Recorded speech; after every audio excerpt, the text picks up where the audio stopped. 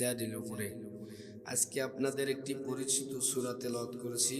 সূরাটির নাম হলো সূরাতুন নসর। কি নাম?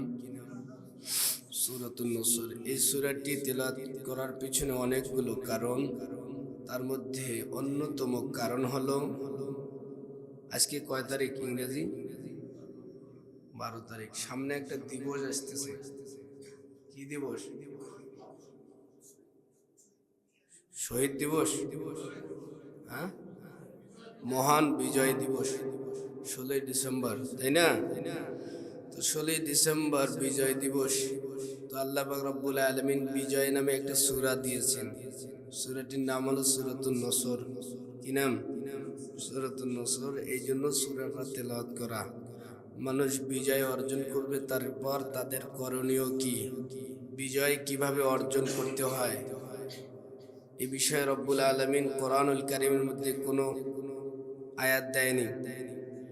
আমরা বিজয় অর্জন করার পরে কি করব, বিজয় কিভাবে আমরা উপলব্ধি করব, পালন করব, সে বিষয়ে আল্লাহ পাক রব্বুল আলামিন কোরআন কি বলে আমাদের জানার দরকার নাই।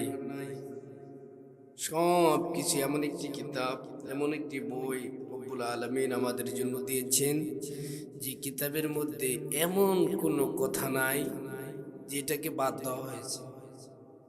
সব বিষয়ে আপনি কোনো কিছু বিষয়ে স্পষ্ট বলা হয়েছে, কোনো জিনিস অস্পষ্ট বলা হয়েছে। মানে আপনাকে এখান থেকে অর্জন করা লাগবে। ডাইরেক্ট কিছু কিছু কথা বলা হয়েছে, যেমন ধরুন নামাজ পড়তে হবে, নামাজ পড়া লাগবে, এটা ডাইরেক্ট বলছেন। কিন্তু নামাজ, কোন নামাজ, কত রাকাত, কোন সময় পড়বেন, এটা কিন্তু কোরআনে আছে কি? কিন্তু না, এটা হাদিস শরীফের মধ্যে রব্বুল আলামিন দিয়েছেন। তেনার হাবিবকে দিয়ে বলাইছেন যে আপনি বলেন এই নামাজ এত রাকাত, ওই নামাজ এইভাবে পড়তে হবে। তো ঠিক তদ্রূপ বিজয় নামে আল্লাহ পাক রব্বুল আলামিন সূরা দিয়েছেন, কোনো কিছু বাদ নাই, সমস্ত জিনিসের কথা। একটা মানুষ কখন কি করবে, একটা মানুষের কখন কি করণীয়, সব কথা রব্বুল আলামিন পবিত্র লাউহে মাহফুজের কলম দিয়ে লাউহে মাহফুজের মধ্যে লিপিবদ্ধ করে রেখেছেন। যে কালাম, সে কালাম আমার হাতে। এই কথাগুলো স্বয়ং ডাইরেক্ট আল্লাহ পাক রব্বুল আলামিনের। জোরে বলুন সুবহানাল্লাহ। এই কালামের মধ্যে আল্লাহ পাক রব্বুল আলামিন বলেন, ওয়ানাজ্জালনা আলাইকাল কুরআনা তিবয়ানাল লিকুল্লি শাই ওয়া হুদান ওয়া রাহমাতান ওয়া বুশরা লিল মুসলিমিন। মুসলমানদের যা জিনিস দরকারি, যাবতীয় জিনিসের কথা, যাবতীয় বিষয়ে রব্বুল আলামিন তোমাদের জন্য কোরআনুল কারীমের মধ্যে লিপিবদ্ধ করে রেখেছেন। আর অন্য আয়াতে আল্লাহ বলেন, মা ফাররাতনা ফিল কিতাব, ছোট থেকে ছোট, বড় থেকে বড়, যাহা কিছু প্রয়োজন সব কিছু আল্লাহ পাক রব্বুল আলামিন এই লাউহে মাহফুজের কোরআনে লিপিবদ্ধ করে রেখেছেন। মানুষ তোমরা গবেষণা করো, তোমরা এখান থেকে যাচাই বাছাই করে বাহির করে নাও কোনটা তোমাদের জন্য ভালো, কোনটা তোমাদের জন্য খারাপ। যা হোক, বাহারে হাল, আমি যে বিষয়ে আলোচনা করতে চাচ্ছি সেটি হলো মহান বিজয় দিবস 16ই ডিসেম্বর সামনে আসতেছে। আজকে যদি বলা হয় ইংরেজি তারিখ কত, সবাই কম বেশি বললাম 12 তারিখ। আর একটা প্রশ্ন করি, বলেন তো আরবি তারিখ কত? আরবি আজকে কত তারিখ, কোন মাস?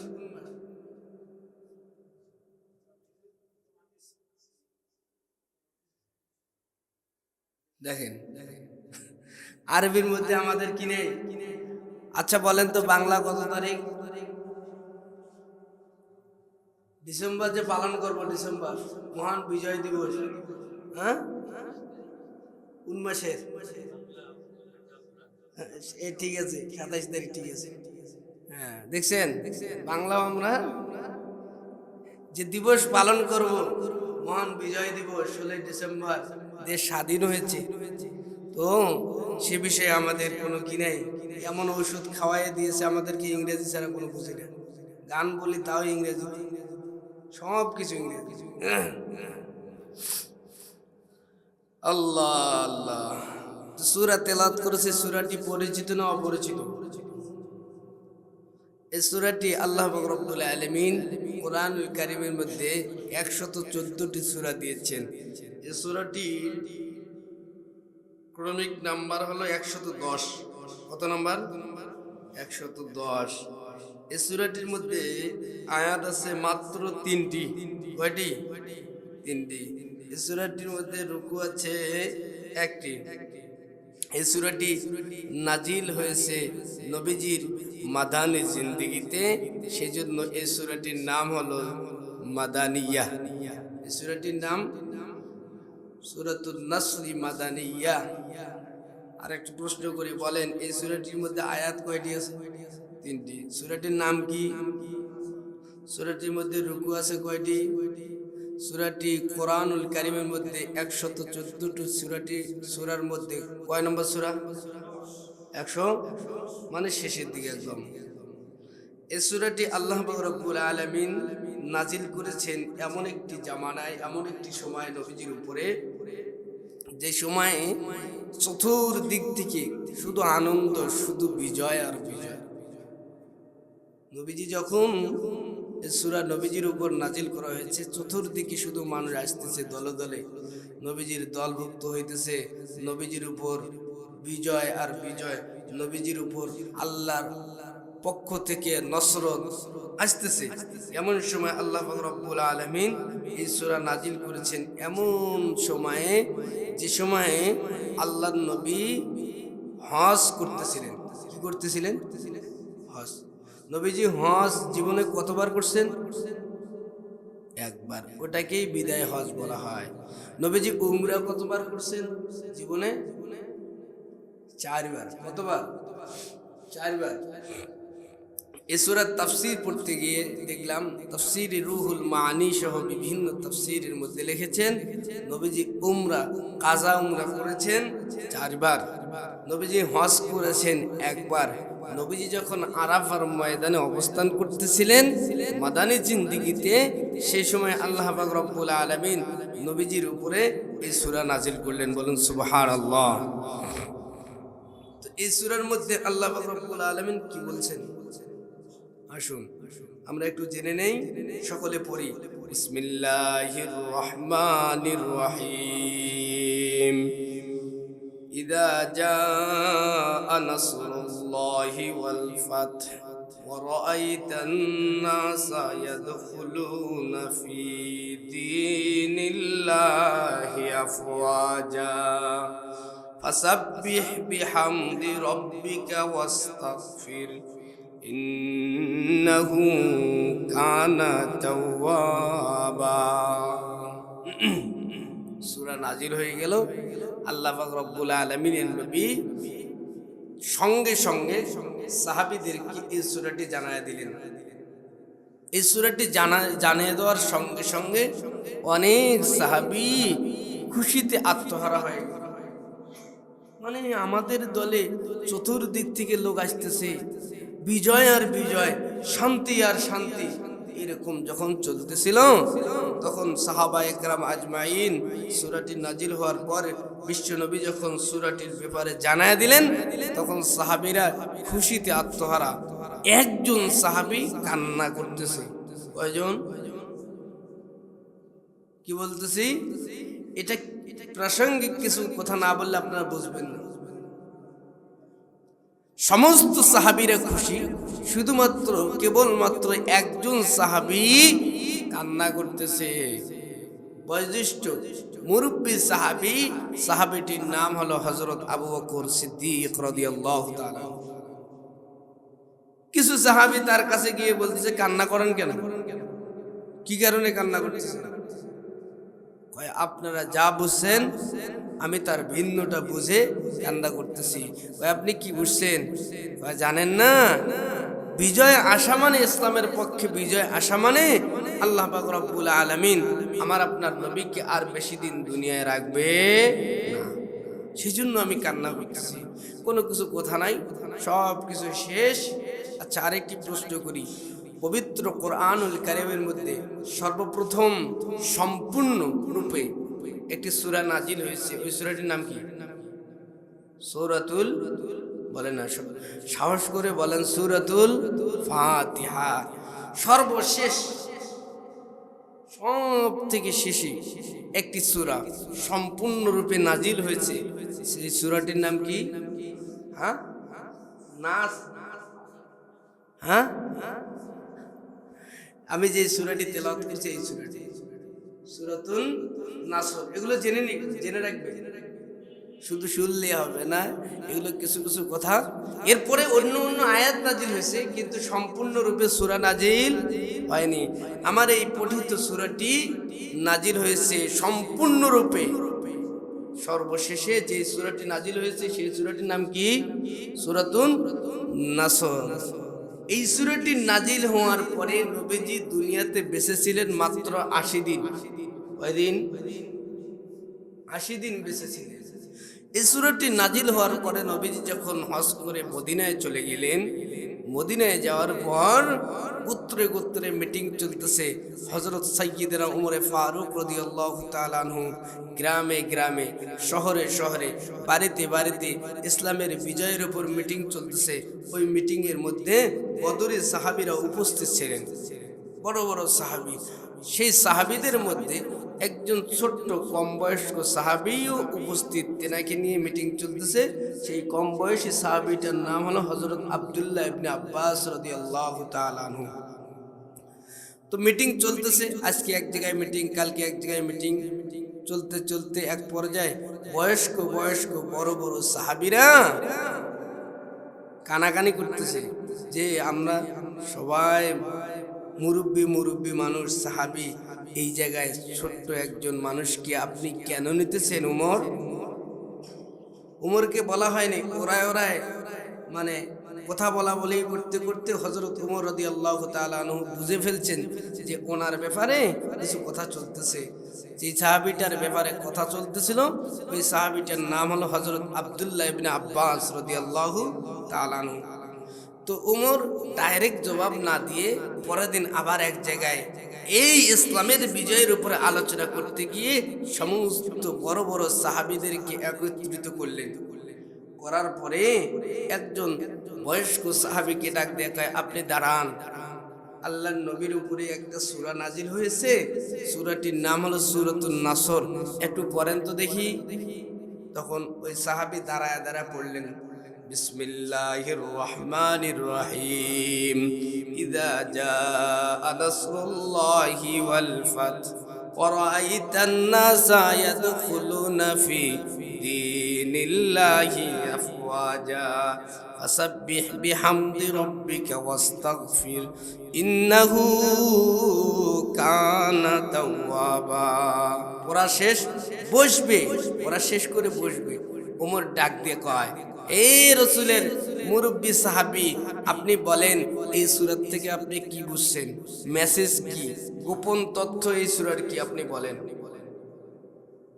ওই সাহাবী ডাক দিয়ে কয়, ওমর, এই সূরা থেকে আমি যতটুকু বুঝেছি গোপন তথ্য হলো এই সূরার মধ্যে আল্লাহ পাক রব্বুল আলামিন মুসলমানদের বিজয়ের প্রতি লক্ষ্য করে এই সূরা নাজিল করেছেন। সুবহানাল্লাহ, মুসলমানদের বিজয়। আরেকজন সাহাবীকে ডাক দিয়ে কয়, মুরব্বী সাহাবী আপনি দাঁড়ান। দাঁড়াইতে দেরি, ডাক দিয়ে কয়, আপনিও পড়েন সূরা নাসর। সূরা নাসর তেলাওয়াত করলেন, কয় আপনি কি বুঝছেন বলেন। গোপন তথ্য এই সূরাটির মধ্যে আল্লাহ পাক রব্বুল আলামিন আমাদেরকে কি বুঝাইছেন। ওই সাহাবী ডাক দিয়ে কয়, ওমর, এই সূরার মধ্যে আল্লাহ পাক রব্বুল আলামিন মুসলমানদের দল দিন দিন ভারী হইতে থাকবে, এর ব্যাপারে আল্লাহ পাক রব্বুল আলামিন আমাদেরকে মেসেজ দিয়েছেন। উমর ডাক দিয়ে কয়, তোমরা মুরব্বী দুইজন সাহাবী যা উত্তর দিলা, এই দুইজনকার উত্তর সম্পূর্ণরূপে সঠিক হয় নাই, আংশিক হয়েছে। কি হয়েছে? আংশিক, কিছুটা হয়েছে। ছোট্ট সাহাবীরে ডাক দিয়ে কয়, আব্দুল্লাহ ইবনে আব্বাস আপনি একটু দাঁড়ান। মানে তাদের মধ্যে এনাকে যে কেন বসায় মিটিংয়ে, এই কথাটা বুঝাইতে গিয়ে এই অনুষ্ঠান করতেছেন।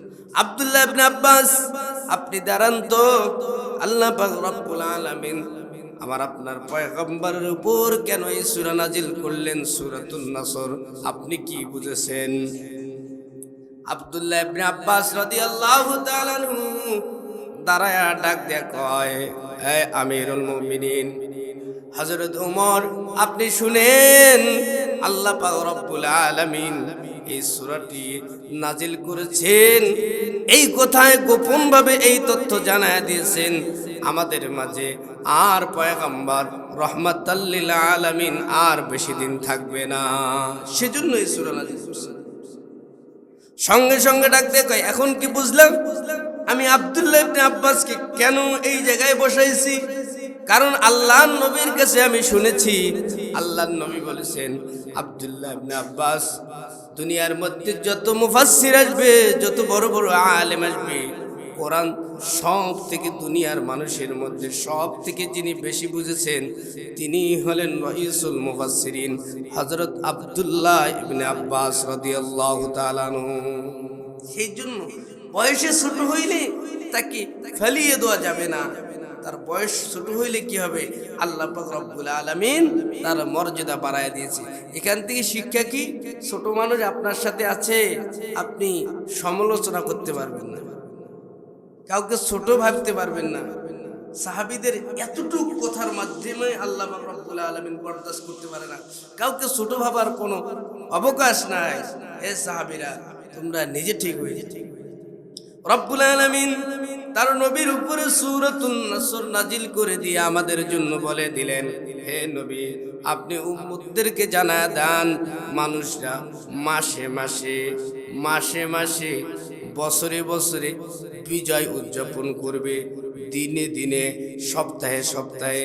একজন মানুষ পরীক্ষায় পাশ করছে, এটা তার জন্য বিজয়। এটা কি বিজয় না? একটা মানুষ মামলায় জিতেছে, তো আল্লাহ পাক রব্বুল আলামিন বলেন এটাও তার জন্য বিজয়। একটা মানুষ এক দেশে বাস করত, যে দেশের মধ্যে কোনো স্বাধীনতা নাই, কিন্তু স্বাধীনতা রব্বুল আলামিন দান করেছেন, এটাও তার জন্য বিজয়। এ মুমিন বান্দা বান্দিগণ, আল্লাহ পাক রব্বুল আলামিন ডাক দিয়া কয়, মুসলমান, তোমরা যত প্রকার বিজয় অর্জন করবা, বিজয় অর্জন করার আগে আমার পক্ষ থেকে কথা শুনে নাও, মেসেজ নিয়ে নাও। বিজয় কিন্তু তোমরা নিজে নিজে অর্জন করতে পারো না, আমি আল্লাহর পক্ষ থেকে বিজয় অর্জন হয়ে যায়। আমি যতক্ষণ তোমাদেরকে বিজয় দিই না, ততক্ষণ তোমরা বিজয় অর্জন করতে পারো, বিজয় হইতে পারো না। আল্লাহ সেই কথাই বুঝাইতেছে, ইদা জাআ নাসরুল্লাহি ওয়াল ফাত, ইদা যখন নাসর থেকে সাহায্য আসবে, ওয়াল ফাত এবং বিজয় আসবে, আল্লাহর পক্ষ থেকে তোমাদের জন্য যখন সাহায্য আর বিজয় আসবে, ও নবী আপনি দেখবেন, ওয়ারাইতান নাস, আপনি নিজ চোখ দিয়ে দেখবেন, ইয়াদখুলুনা ফি দীনিল্লাহি আফওয়াজা, যখন বিজয় আসবে তখন আপনি দেখবেন আপনার দলের মধ্যে দিন দিন দিন দিন লোক বাড়তে থাকবে। বলুন সুবহানাল্লাহ। নবীজি যখন মক্কায় ছিলেন, নবীজি যখন মদিনায় ছিলেন, তখন মুসলমান বেশি না, এখন বেশি। আর কথা বলেন, এখন বেশি না তখন বেশি ছিল? তখন কম ছিল, এখন বেশি। সেই কথার দিকে আমার আল্লাহ ইঙ্গিত দিয়ে বলেন, ও নবীজি, আপনি থাকবেন না, একদিন আমি আল্লাহ পাক রব্বুল আলামিন মুসলমানদের বিজয় দান করে দিয়ে, মুসলমানদের উপর নসরত দিয়ে, মুসলমানদের উপর রহমত দিয়ে আপনার দলে লোক দিন দিন বাড়াইতে থাকবো। দিন দিন দিন দিন লোক বাড়তে থাকবে। বিজয় যখন অর্জন করবে, আল্লাহ পাক রব্বুল আলামিন বলেন, দেশ স্বাধীন হয়েছে, তোমরা বিজয় অনুষ্ঠান অনুষ্ঠিত করবেন, বিজয় অনুষ্ঠান পালন করবা। কিন্তু এই পালন করতে গিয়ে তোমরা তিনটি পদ্ধতি ব্যবহার করবা, তিনটি জিনিস ব্যবহার করে তোমরা বিজয় অনুষ্ঠান পালন করবা। নচেৎ যদি অন্য কোথাও চলে যাও, অন্য পদ্ধতিতে চলে যাও, তোমাদের বিজয় চিরস্থায়ী হবে না, ক্ষণস্থায়ী হয়ে যাবে। বিজয় স্থায়িত্ব করার জন্য রব্বুল আলামিন তিনটি ঔষধ দিলেন। কয়টি ঔষধ? এই তিনটি ঔষধ তোমরা ব্যবহার করো, তাহলে তোমরা দেশ স্বাধীন করেছো, এটা স্থায়িত্ব থাকবে। এটা কি থাকবে? স্থায়িত্ব থাকবে। তুমি পরীক্ষার মধ্যে পাশ করেছো, এটা স্থায়িত্ব থাকবে। তুমি চাকরি করো, এটা স্থায়িত্ব থাকবে। চাকরি করা একটা বিজয় না? চাকরি হয় না হয় না হয় না, এক পর্যায়ে হয়ে গেছে, তুমি বিজয় লাভ করেছো চাকরির মধ্যে, তো তুমি তিনটি ট্যাবলেট ব্যবহার করো, তাহলে বিজয়টা স্থায়িত্ব থাকবে। ওই কথাটাই বুঝাইতে গিয়ে আমার আল্লাহ বলেন, ফাসাব্বিহ বিহামদি রাব্বিকা ওয়াস্তাগফির, ফাসাব্বিহ বিহামদি রাব্বিকা ওয়াস্তাগফির ইন্নাহু কানা তাওয়াবা। এক নম্বর, তোমরা যারা বিজয় হয়েছো, এক নম্বর যে কাজ তোমাদেরকে করা লাগবে সেটি হলো তোমাদেরকে তাসবিহ পড়া লাগবে, জিকির করা লাগবে। কি করা লাগবে? জিকির। বলেন না কি করা লাগবে? কোরআনের আয়াত আল্লাহ বলেন ফাসাব্বিহ, আমরের সিগা। আল্লাহ পাক রব্বুল আলামিন আদেশ করতেছেন, তোমরা বিজয় হয়ে গেছো, ঢোল বাজাবা, নায়িকা আনবা, গায়িকা আনবা। এই বিজয় কিন্তু স্থায়িত্ব টেকবে না, আল্লাহর সাথে শিরকি হয়ে যাবা। কি হয়ে যাবে? শিরকি হয়ে যাবে। সেজন্য আল্লাহ বলেন, তোমার বাবা যদি মারা যায়, তোমার মা যদি মারা যায়, তাহলে তার মৃত্যুবার্ষিকীতে আমরা ঢোল তবলার নায়িকা এনে নাচাই। হ্যাঁ, কি করি? মৃত্যুবার্ষিকীতে আমরা কি করি? যারা দেশ স্বাধীন করলো, যারা কি করলো, তারা কি ভুলটা করছে, কি দোষটা করলো তারা? তাদের এই মৃত্যুর দিনে তারা অনেকগুলো মানুষ মারা গেল, দেশ স্বাধীন করলো, দেশ স্বাধীন করার পিছনে অনেকজন অনেক রকম ভাষণ দিল, দেয়নি ভাষণ?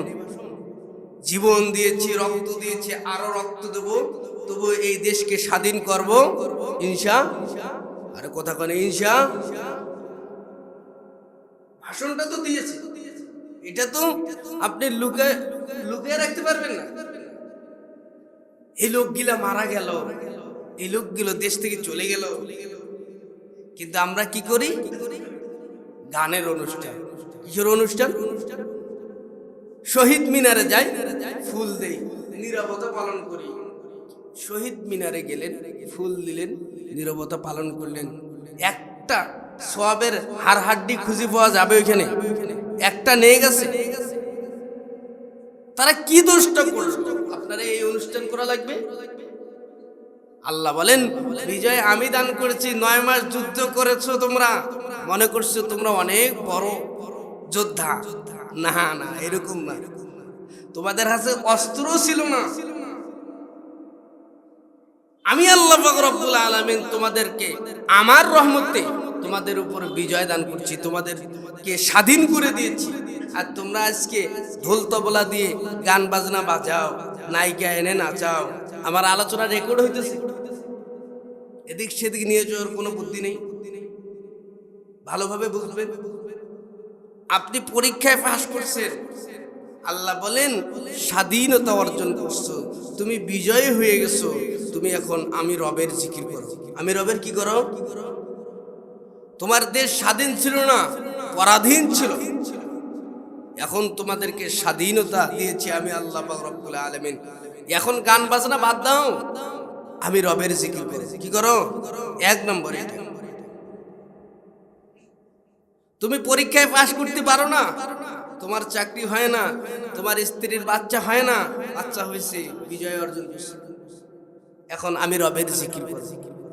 কিন্তু আমরা এগুলো বাদ দিয়ে কি করতেছি? এখন এই 16 ডিসেম্বর আসবে, দেখবেন কত তাল বাহানা, কত রাষ্ট্রীয়ভাবে অনুষ্ঠান, কত ঢোল তবলা বাজাবে। এরকম করলে আল্লাহ পাক রব্বুল আলামিন এই তাফসীর পড়ে দেখলাম বিজয়ে স্থায়িত্ব হবে না, নষ্ট হয়ে যাবে। কেমনে নষ্ট হয়? চাকরি হয়েছে, কিন্তু চাকরি হওয়ার পরে আপনি রবের জিকির করতেছেন না, তাসবিহ পড়তেছেন না, চাকরি হওয়ার পরে লাগাই দিছে ক্যান্সার। কি লাগাই দিছে? হয়ে গেছে আপনার ক্যান্সার হয়েছে। ও চাকরির মধ্যে বিজয় থাকলো কোনো শান্তি আছে? ঠিক তদ্রূপ যখন দেশের মধ্যে বিজয়কে অনুষ্ঠান কেন্দ্র করে গান বাজনা অনুষ্ঠিত হয়, তখন অন্য অন্য শগুনের চোখ এ দেশের মধ্যে রব্বুল আলামিন লাগায় দেয়। যাও, ঢুকাও, বোমবাস্টিং করো, শেষ। একটার পর একটা ঝামেলা আমাদের দেশে লেগেই আছে। কেন? আমার রবের বাতানো ফর্মুলা অনুযায়ী আমরা চলি না। আল্লাহ বলেন বিজয় আমি দান করছি। বিজয় কে দান করছে? আমাদের মাঝে আমাদের অতীত যারা যুদ্ধ করেছিলেন তারা কি কখনো ট্রেনিং দিয়েছে? অল্প কয়েকদিন ট্রেনিং দেওয়ার পরে অল্প অস্ত্র দিয়ে তারা এই দেশকে স্বাধীন করেছে। তারা বলতেছে আমরাই করছি না। আল্লাহ বলে না, নাসরুল্লাহ, আমার সাহায্য ছাড়া কোনো মানুষ বিজয় অর্জন করতে পারে? এই সূরা তাফসীর পড়ে দেখেন না, নাসরুল্লাহ ইদা জা, হে নবী যখন আমার সাহায্য আসবে তখন তোমরা বিজয় হবা। হে নবী আমার সাহায্য আর আমার রহমত ছাড়া বিজয় অর্জন করতে পারো না। ফতে মক্কা বিজয় হয়েছে রব্বুল আলামিনের সাহায্য ছাড়া হয়নি। একজন মানুষ চূড়ান্তভাবে বিজয় অর্জন করতে পারে না যতক্ষণ আল্লাহ পাক রব্বুল আলামিনের সাহায্য আসে না। সেই জন্য এক নম্বর এই বিজয় দিনকে কেন্দ্র করে আমরা কোনো গান বাজনা ঢোল তবলা নীরবতা পালন করব, যেরকম করব। কোরআন হাদিসে নাই, করব কেন? কোরআন হাদিসে থাকলে আমরাও করতাম। 2 দিনের দুনিয়া। আচ্ছা বলেন, শহীদ মিনার, শহীদ মিনার, ওখানে কোনো শহীদ আছে? মিনার যে বানাইছে শহীদ মিনার, ওখানে গিয়ে একদম চুপচাপ নীরবতা পালন করতেছে। কি ফায়দাটা? আপনি ওর কবরের কাছে যান, গিয়ে একবার সূরা ফাতিহা পড়েন, 3বার সূরা ইখলাস পড়েন। এটা বুঝার আলোচনা। কাউকে লাগলে আমার কোনো করার নাই। রব্বুল আলামিন বলেন তোমাদের দেশকে আমি স্বাধীন করে দিয়েছি। এমন কষ্টে ছিলা তোমরা, তোমাদের চাকরি হইতো না, তোমাদের খাবার ছিল না, তোমাদের বাসস্থান ছিল না। আমি আল্লাহ পাক রব্বুল আলামিন স্বাধীনতা দিয়ে দিয়ে তোমাদের উপর রহমত নাজিল করেছি। আর এখন তোমরা ঢোল বাজনা নায়িকা আর গায়িকা এনে দেশটাকে অপবিত্র করে দিচ্ছ। আর এরকম করিও না। 1 নম্বর ট্যাবলেট স্বাধীনতা অর্জন করছো, 1 নম্বর ঔষধ ফাসাব্বিহ বিহামদি রাব্বিক। ফাসাব্বিহ, রব্বুল আলামিন আমরের সিগা ব্যবহার করে আদেশ দিচ্ছেন, এ আমার বান্দা বান্দিরা তোমরা বিজয় অর্জন করছো তো প্রথম ধাপে আমি রবের নামে জিকির করো। আমি রবের নামে কি করো? জিকির অনেকগুলো অর্থে ব্যবহার হয়। জিকিরের মধ্যে অনেক কিছু আছে। কোরআন তেলাওয়াত করাও জিকির, নামাজ পড়াও জিকির, রোজা রাখাও জিকির, হজ করাও জিকির। আল্লাহ পাক রব্বুল আলামিনের কোরআন অনুযায়ী, রাসূলের হাদিস অনুযায়ী পুরা জিন্দেগিটা পরিচালনা করাকে জিকির বলা হয়। জিকির 1 নম্বর ফাসাব্বিহ, রব্বুল আলামিন বলেন জিকির করো। জিকির করা ছাড়া তোমরা যদি বিজয় অনুষ্ঠানকে কেন্দ্র করে এগুলা যদি অযথা খরচ করো, আমি রবের পক্ষ থেকে শুনে নাও, ওয়ামিনান নাসি মান ইয়াশতারি লাহুয়াল হাদিসি লিয়ুদিল্লা আন সাবিলিল্লাহ বিগাইরি ইলমিন ওয়া ইয়াত্তাখিযহা হুজুয়া উলাইকা লাহুম আযাবুম মুহিন। তোমরা যদি এগুলো করো, গান বাজনা করো, নায়িকা আনো গায়িকা আনো, ভাড়া করে এই করো সেই করো, তাহলে আমার পক্ষ থেকে চূড়ান্ত হুকুম তোমাদের জন্য কষ্টদায়ক আযাবের ব্যবস্থা আছে দুনিয়া এবং আখিরাতে। দুনিয়া এবং, আমরা শুধু আখিরাতের ওয়াজ করি। কোরআন শুধু আখিরাতের জন্য আসছে? শুধু আখিরাতের জন্য? দুনিয়া এবং আখিরাতে শাস্তি আছে। একটার পর একটা ঝামেলা লেগেই থাকবে। 1 নম্বর বিজয় অনুষ্ঠানকে আমরা পালন করব, 16 ডিসেম্বরকে আমরা পালন করব। কিসের দ্বারা? রবের তাসবিহ, সুবহানাল্লাহ, আলহামদুলিল্লাহ, আল্লাহু আকবার, লা ইলাহা ইল্লাল্লাহ। কমপক্ষে এক একটা তাসবিহ 100 বার করে পড়ব। কতবার? সওয়াবও আছে। যারা এই দেশকে স্বাধীন করে আমাদের জন্য দিয়ে দিলেন, তারা কি দোয়া পাওয়ার যোগ্য না? আরে কথা কয় না? অবশ্যই অবশ্যই অবশ্যই তাদের জন্য দোয়া করা লাগবে। সকল মুসলমান, সকল মানুষ তাদের জন্য দোয়া করতে হবে। তারা কত কষ্ট করে এই দেশকে স্বাধীন করেছেন, না খেয়ে না খেয়ে তারা দিন রাত কাটিয়ে এই দেশ আমাদের জন্য হাদিয়া দিয়েছে। তাদের জন্য দোয়া করার মধ্যে আল্লাহর পাক রব্বুল আলামিন বলেন, তোমরা জিকির করো, ফাসাব্বিহ। 1 নম্বর, আমি রবের তাসবিহ করো। তাসবিহর মধ্যে তাসবিহগুলো আছে সুবহানাল্লাহ, আলহামদুলিল্লাহ, আল্লাহু আকবার, লা ইলাহা ইল্লাল্লাহ। কয়টা তাসবিহ বললাম? সুবহানাল্লাহ, আলহামদুলিল্লাহ, আল্লাহু আকবার, লা ইলাহা ইল্লাল্লাহ। এই 4টা তাসবিহ পড়ে। আরো অনেক তাসবিহ আছে, পড়তে থাকেন। 16 ডিসেম্বর যেহেতু বন্দর দিন, সারাদিন পড়তে থাকেন। যারা দেশকে স্বাধীন করছে তাদের জন্য দোয়া করতে থাকেন। তাদের জন্য দোয়া করেন। পরবর্তী প্রজন্ম, আপনি যদি দেশের জন্য ভালো কাজ করেন, তারাও আপনার জন্য দোয়া করবে। 2 নাম্বার, রব্বুল আলামিন বলেন বিহামদি রব্বিক।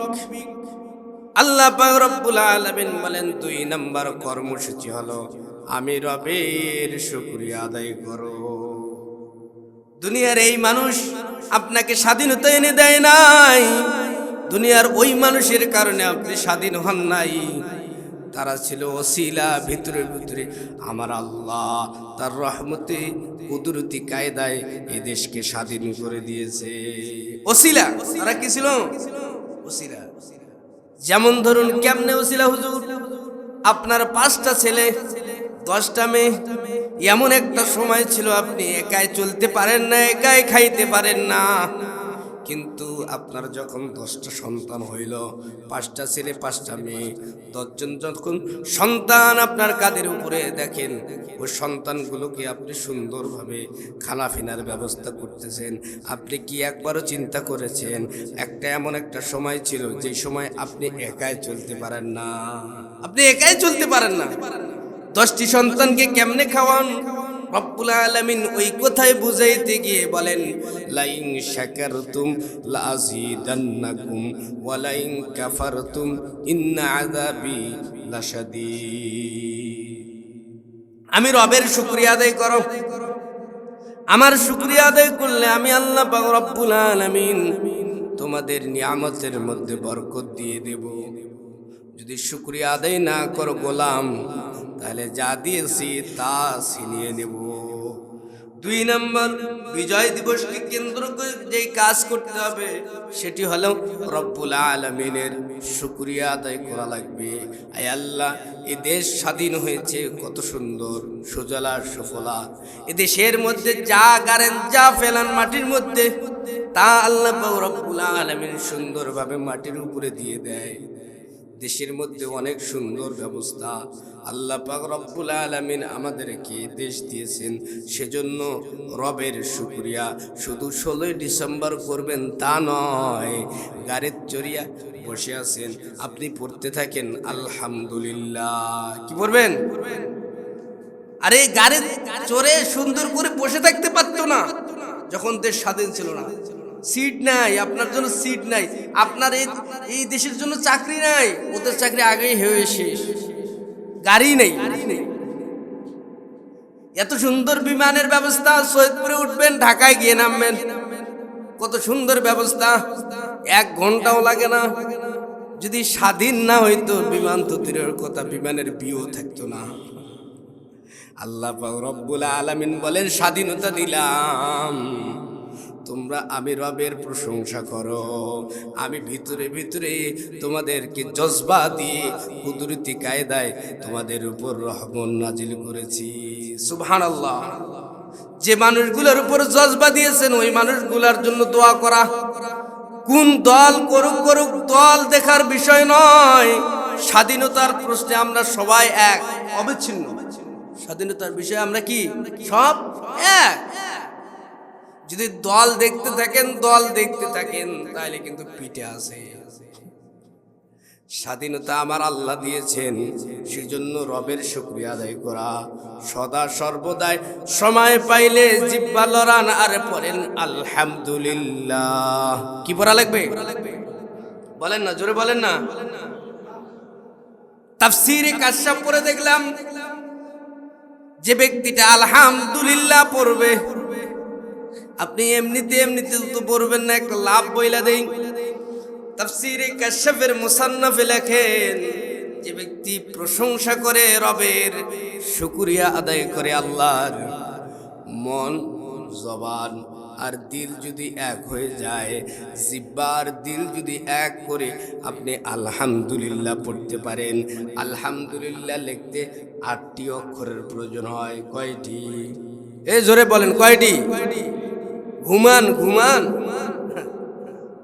ঘুমায়েন না। কদম সুয়ে মারকাদ নজর সুয়ে দুনিয়াতে আর কত ঘুমাবেন?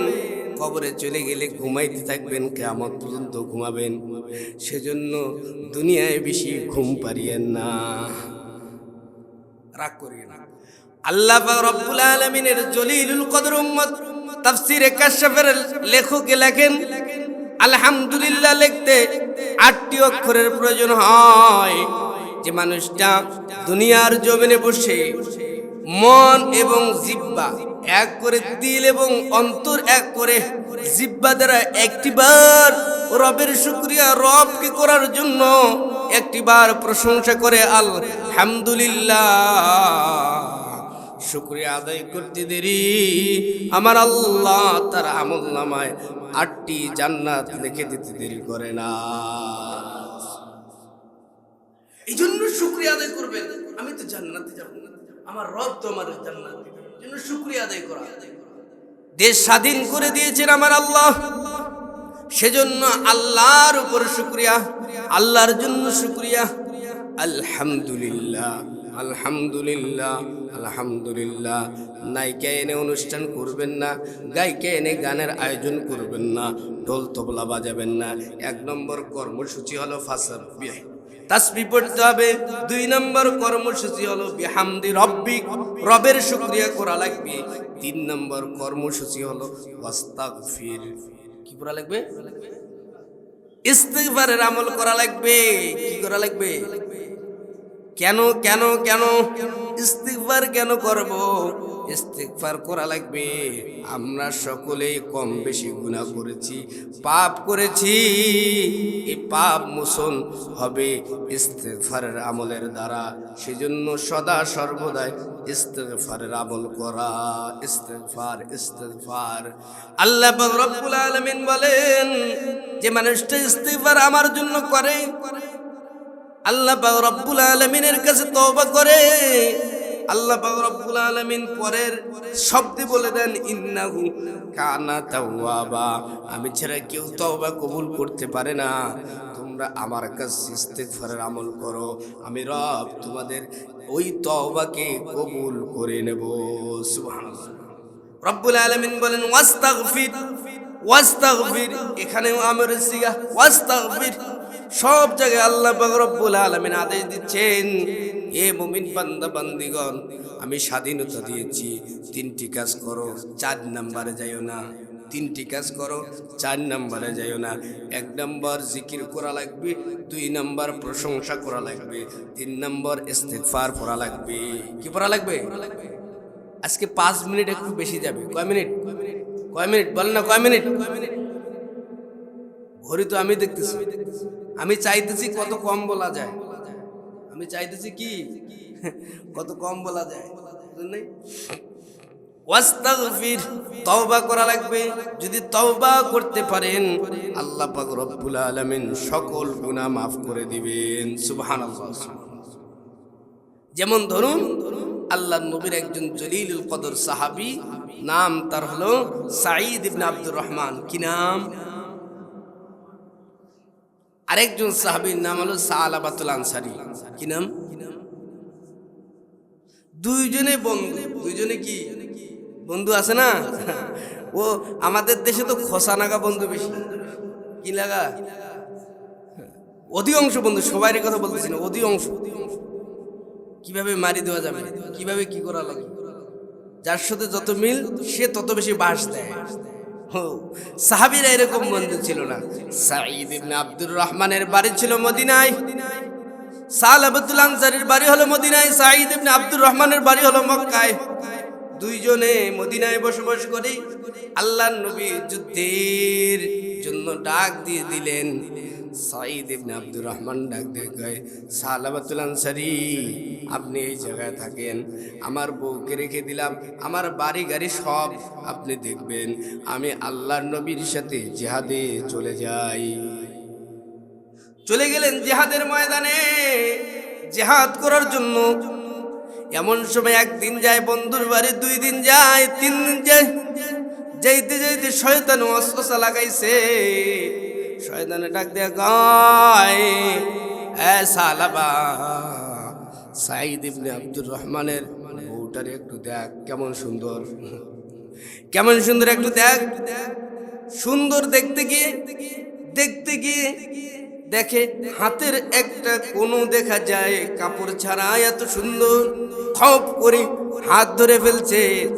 সাঈদ ইবনে আব্দুর রহমান হাত ধরতে দেরি, সালাবাতুল আনসারী হাত ধরতে দেরি। সাঈদ ইবনে আব্দুর রহমানের স্ত্রী ডাক দেয়া কয়, ইত্তাকুল্লাহ। কি কয়? জোরে বলেন না, জোরে বলেন না, কি কয়? ইত্তাকুল্লাহ। এ সালাবাতুল আনসারী, আমি তোমার বন্ধুর আমানত, ইত্তাকুল্লাহ, আল্লাহকে ভয় করো। এই কথা বলতে দেরি হাত ছেড়ে দিয়ে চলে যাইতে একটা মুহূর্ত দেরি হয় নাই। বাংলার জমিনে যদি এরকম সিস্টেম থাকতো তাহলে যে কি হইতো আবার আল্লাহ ভালো জানে। ওয়াস্তাগফির ইন্নাহু কানা তাওয়াবা, বাড়িতে চলে গেছে, শুধু মনের মধ্যে ঘুরতেছে, আমি কি ভুল করলাম, কি দোষ করলাম, কি ভুল করলাম আর কি দোষ করলাম, আমার কি হবে, আমার উপায় কি। এরকম বলতে বলতে সাইয়্যিদিনা হযরত ওসমানের দরজায় গিয়ে হাজির। ওসমান, আমি এই গুনাহ করছি। কয়, যান, সরেন, কিছু বুঝেন না, বন্ধুর স্ত্রীও বুঝেন না, না যান। আলীর দরবারে গেছে, বলে যান। ওমরের দরজায় বলে যান। হযরত সিদ্দিক আকবরের দরজায় কয়, এই গুনাহ মাফ হবে না, যান, চলে যান। অনেক লম্বা ঘটনা। বিশ্ব নবীর দরবারে চলে গেছে, নবী হে, আপনি বলেন আমি এই গুনাহ করছি, শুধু হাতটা টাচ করছি, জেনা করি নাই গো পয়গম্বর, মনে ছিল না, জেনাও করি নাই, জেনার ধারেও যাইনি, শুধু হাতটা দিয়ে ধরছি। কয়, যান। এই কথা বলতে দেরি সাহাবী সালাবাতুল আনসারী ওই আরব দেশের বড় একটা পাহাড়ের উপরে গেছে, গিয়ে দোয়া করতেছে, আল্লাহ ইস্তাগফির ইন্নাহু কানা তাওয়াবা, ইন্নাহু কানা তাওয়াবা। ও বন্ধু, মরা লাগবে, সেজন্য ইস্তিগফারের প্রয়োজন, গুনাহ মাফ করার প্রয়োজন। ডাক দেয়া কয়, আল্লাহ আমি তো মারা যাব, জাহান্নামের আগুন সহ্য করতে পারবো না, আয় আল্লাহ আমারে মাফ করে দেন। এরকম কথাবার্তা চলতেছে। দেখতে দেখতে অনেক দিন অতিবাহিত হয়ে গেছে। আল্লাহ পাক রব্বুল আলামিন জিবরাইল আমিনকে পাঠাইছে, জিবরাইল যান, তাড়াতাড়ি যান, আমার বন্ধুর কাছে গিয়ে বলেন তার তওবা রব্বুল আলামিন কবুল করছে, তার গুনাহ আল্লাহ পাক রব্বুল আলামিন মাফ করে দিয়েছে। সুবহানাল্লাহ, সুবহানাল্লাহ। সেজন্য ইস্তিগফার করতে হবে। তাহলে স্বাধীনতা 16 ডিসেম্বরকে কেন্দ্র করে নূরপুর জামে মসজিদ থেকে কয়টি কর্মসূচি দিলাম আমি? কয় বলে না, কয়টি? 1 নম্বর কি বলেন না, 2 নম্বর প্রশংসা কার, 3 নম্বর ইস্তিগফার। মনে থাকবে তো? আল্লাহ পাক রব্বুল আলামিন